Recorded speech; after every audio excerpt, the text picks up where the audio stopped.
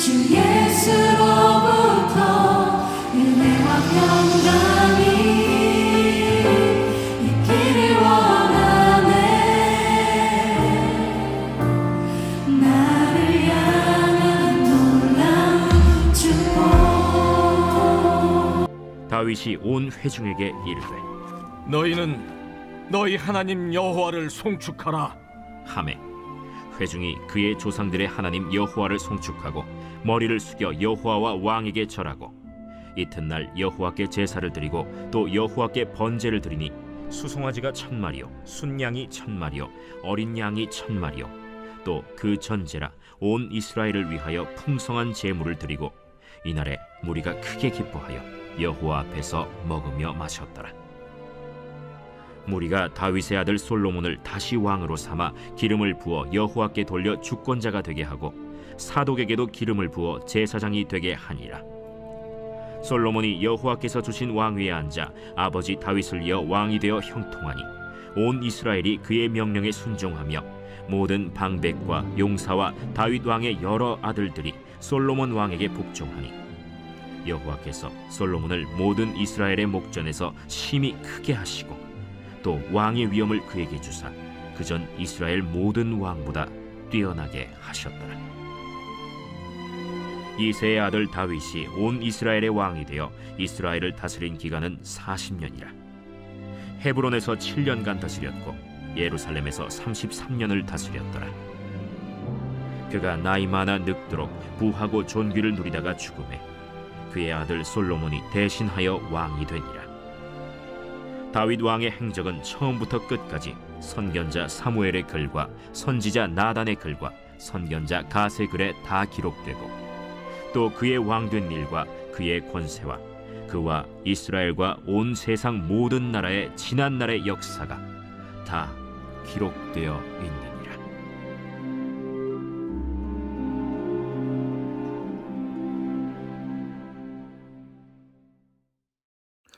이번 한 주간도 하나님과 동행하시면서 큰 은혜와 평강을 누리시기를 주님 이름으로 축복합니다. 역대상 29장 말미에 보면 다윗의 전생애를 아주 간략하게 요약하고 있습니다. 29장 26절부터 28절 상반절까지를 보니까 이렇게 되어 있습니다. 이새의 아들 다윗이 온 이스라엘의 왕이 되어 이스라엘을 다스린 기간은 40년이라. 헤브론에서 7년간 다스렸고 예루살렘에서 33년을 다스렸더라. 그가 나이 많아 늙도록 부하고 존귀를 누리다가 죽음에. 다윗의 인생을 보면서 이렇게 말씀드릴 수가 있습니다. 신자의 인생은 고난의 연단을 통과해야 할 때도 있지만 결국 최고의 복을 누리게 된다는 것입니다. 다윗이 이새의 아들이었을 때는 베들레헴에 이름 없는 한 목동에 불과했습니다. 속된 표현을 빌리자면 시골 구석에 박혀있던 촌놈이었던 것입니다. 그런데 그 이새의 아들이 온 이스라엘의 왕이 되어 40년 동안이나 왕위에 있었으며 나이 많아 늙도록 부하고 존귀를 누리며 살다가 죽었습니다. 신데렐라 이야기는 그저 동화지만 다윗의 생애야말로 그런 동화 같은 일이 실제로 벌어졌던 것입니다. 그렇다면 그 과정에서 무슨 일이 일어났던 것입니까? 이새의 아들 목동에서 이스라엘의 왕이 되기까지 그 사이에 무슨 일이 있었기에 그처럼 극적인 인생 역전이 벌어졌습니까? 그 모든 것은 다윗이 기름 부음으로써 시작이 되었습니다. 그는 하나님의 마음에 합한 사람으로 택함을 입었고 사무엘 선지자를 통해 장래의 이스라엘의 왕으로 기름 부음을 받음으로써 평범한 목동에서 벗어나 왕으로서의 미래가 열렸던 겁니다.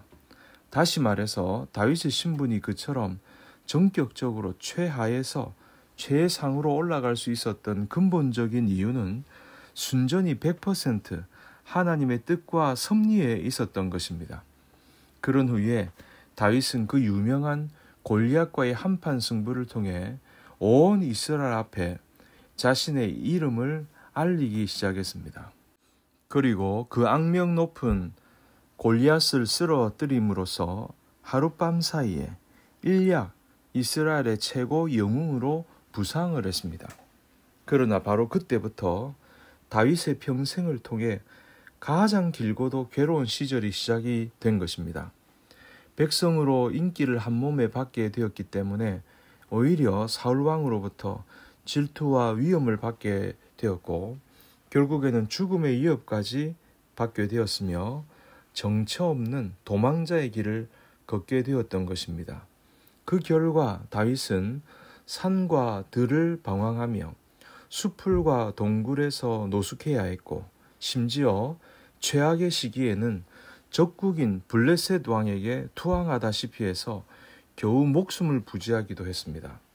다윗이 나중에 헤브론에서 왕으로 즉위하게 되었을 때가 그의 나이 30세였으므로 그는 문자 그대로 20대의 황금기 전체를 비참하게 보낸 셈이었습니다.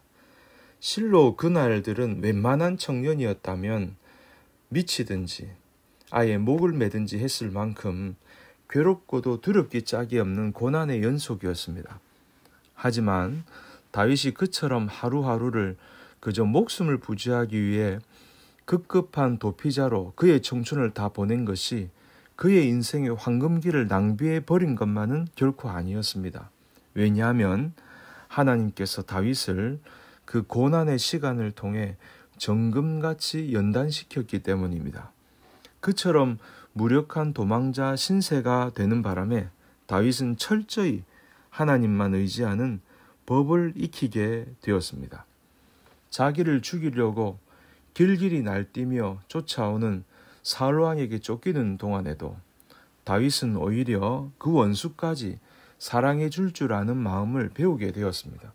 그리고 그렇게 날마다 괴로움과 두려움이 엄습해 올 때마다 다윗은 오히려 하나님께 감사드리는 시를 짓고 기도의 곡절을 붙여서 찬송을 부름으로써 새 힘을 얻는 경건 생활에 더욱 익숙해져 갔던 것입니다. 하나님은 다윗에게 그러한 고난을 통과하게 함으로써 그를 영적, 인격적으로 명실공히 최고 수준의 인물로 연단시켜 가셨습니다. 다시 말해서 다윗의 도망자 시절 역시 사실은 성군으로서의 자격을 완벽히 갖추기 위한 실로 소중하고 값진 성장의 과정이었습니다. 이새의 아들 목동에 불과했던 다윗은 그 고난의 연단을 통과함으로써 비로소 온 이스라엘의 왕이라는 인생 최고의 복을 누리게 되었던 것입니다. 금강석은 뜨거운 용광로를 통해 재련이 되어야만 불순물이 제거가 되고 정금이 될 수 있습니다. 다이아몬드 원석 역시 수많은 연마의 과정을 거쳐야만 거친 표면이 매끄럽게 바뀌면서 아름다운 빛을 내게 됩니다. 우리 인생 역시 고난의 연단을 통과함으로써 더욱 성숙해집니다. 그래서 젊어서의 고생은 사서라도 하라는 말도 있는 것이 아니겠습니까?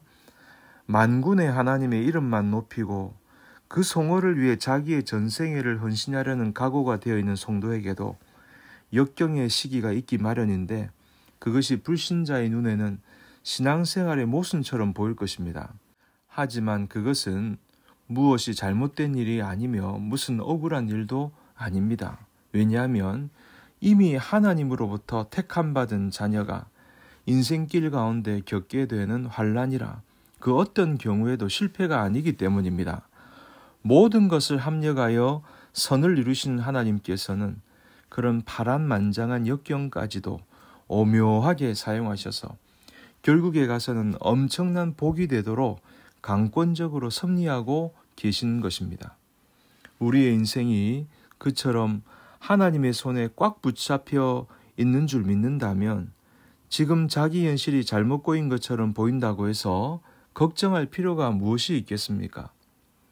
저 전능하신 하나님 여호와께서 우리의 인생을 현재보다 나중이 더욱 창대하도록 이미 계획해 놓고 계시니 지금은 아직 헤매고 있는 것 같고 매사에 쫓기기만 하면서 살고 있다고 해서 불안해할 필요가 없는 것입니다.